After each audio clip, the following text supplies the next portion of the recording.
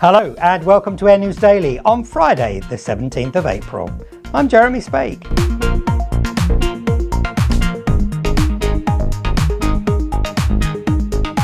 Troubled US ultra-low-cost operator Spirit Airlines that had hopes of exiting Chapter 11 bankruptcy may have been dealt a fatal blow by the conflict in the Middle East.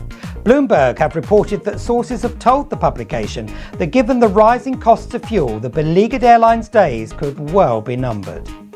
It is understood that discussions with creditors are being had, but that there is a real possibility that the carrier may end up in a state of liquidation by the end of this week, i.e. Sunday.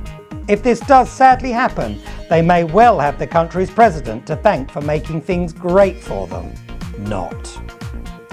In happier news for US airlines, the planned merger between Allegiant and Sun Country, which we reported on earlier this year, has now received the green light from the US Department for Transportation following the granting of an exemption on Wednesday in Washington, D.C. This effectively clears the way for the two carriers to become one under the Allegiant brand as soon as the 13th of May, assuming of course that the stars continue to be aligned. We wish both carriers a very happy marriage. The Lufthansa Group has announced the acceleration of its strategy to combat the rising costs of Jet A1, which since the start of the war against Iran has more than doubled, as well as the impact of industrial action by some parts of the company's workforce. The Frankfurt-based airline group has confirmed that with immediate and permanent effect, the capacity provided by Lufthansa's CityLine is being removed from the flying programme, which effectively means the end of CityLine as a business. Additionally, and as expected, at the end of the summer timetable in October, the company will retire its 4 remaining Airbus A340-600s and will now ground 2 of its Boeing 747-400s.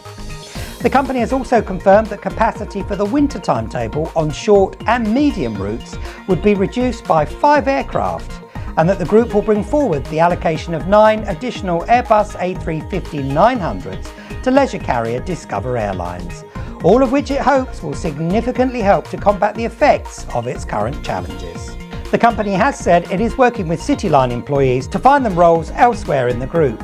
I did say that we would see significant fallout as a result of the war on Iran, and sadly this action is proof of that. It's a grim day indeed. The eternal challenge for airlines who provide long-haul services is how to keep economy class passengers comfortable in fairly cramped conditions. Air New Zealand, who by virtue of their geographic location are certainly no strangers to this conundrum, and have worked hard over recent years to address this by introducing its Sky Couch, which enables customers in economy to effectively lie flat across a row of seats, something that fellow Star Alliance member United Airlines now intends to replicate.